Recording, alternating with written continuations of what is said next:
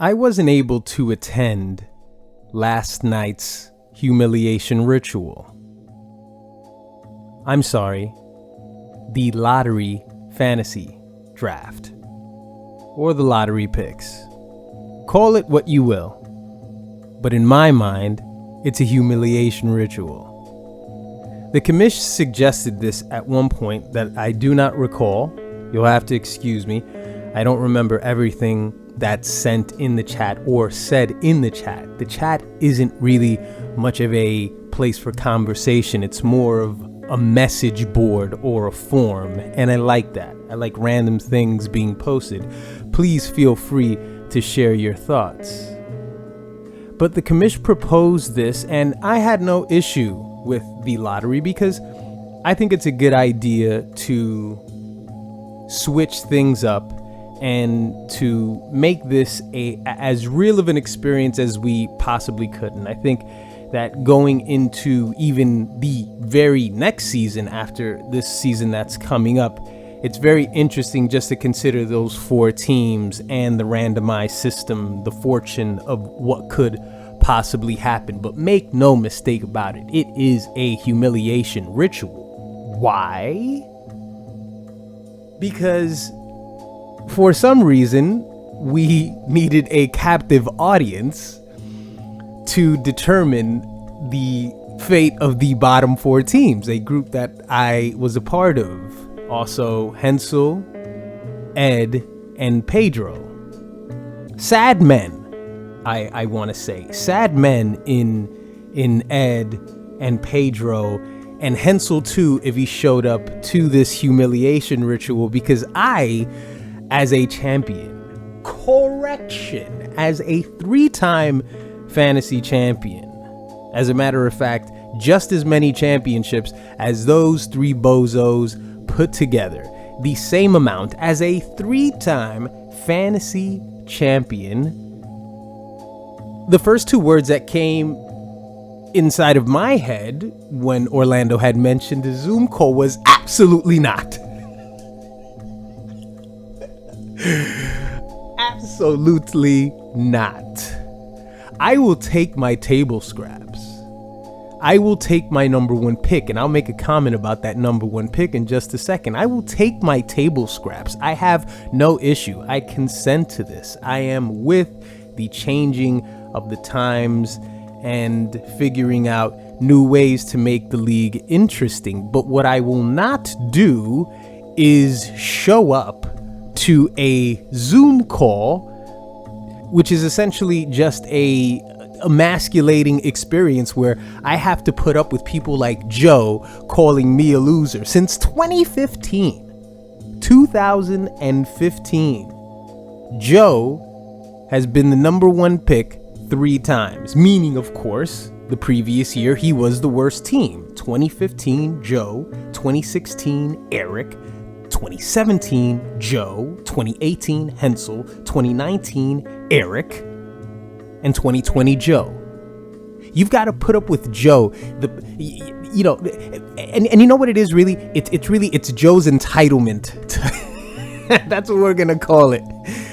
Joe has such a sense of entitlement over losing that he relishes in the opportunity to sort of just deflect it towards somebody else or another group of 4 people. So for the one time that he isn't the participant in the bottom 4, which is also the first time that we're doing this whole Zoom call to humiliate all of us, the one time he gets a sort of relish in some form of a fantasy success, and he smiles down on me, and I also have to be smiled down by Paul, somebody who hasn't even participated in all of these fantasy years. He doesn't have the grit that Team Bundy has, and yet he sits there and says that we can only draft people from Canada. Well, Paul, I'm sorry to tell you that is not a rule. I do not have to adhere to your rules and your guidelines simply because you were a playoff team. This is the humiliation ritual. I can only imagine what was said to Ed what was said to Pedro, what was said to Hensel, when they agreed to put potato sacks over their faces and show up for the Zoom call. Lastly, what I want to say is I'm satisfied that something that I had proposed several years ago kind of worked in the way in which I wanted it to work. Now, you'll all remember the atrocities that Dro caused over this league when he basically shipped off Alvin Kamara to Eric. Eric's got the invoice. He was shipped off to Eric, offering nothing else in return, and Alvin Kamara did what he did. It basically took the food out of Paul's mouth. And then the year before that, it was his reckless no-show against Orlando in the first round. So Pedro's been tipping the competitive scale for several years now, and I'm pleased to be the recipient of that number one pick, because the number one pick isn't just about having the opportunity to pick the big fantasy player. It's not just about an opportunity to pick Jonathan Taylor or to pick CMC or to waste your pick with Patrick Mahomes. It's about having that consecutive selection, because being that this is the first time that I've ever had a first fucking pick, because I've never been the worst team in fantasy statistically ever. And that is also the case with Dro. It's also the case with Orlando. It's also the case with, I think, Paul. But as I said, Paul hasn't played all years in this league, but everyone else has had a number one pick. And just last year, Ed had his number one pick. It's more than just about picking that number one player. It's about having the consecutive selections. So I will get to pick first. Then I get the 20th overall selection, and then the 21st, and then the 40th, and the 41st, and the 60th, and the 61st. The only person who has that benefit is the one that we don't discuss. The one that's under 3 feet 4 inches tall, and he's supposed to protect us. He's supposed to make us feel safe. And yet he is the smallest man in the league. He and I both have that benefit this year. So it's more than just about that. So I have to say that I am quite pleased that I was the one that was able to stick that dagger in the center of Dro's heart. As I looked at the overall picks, I saw I was 3 overall, and I figured I had 2 slots to move up. So I'm very happy that I have the number one pick. But I'm even more pleased with the fact that this fucking fantasy league chose to do nothing about what Dro did.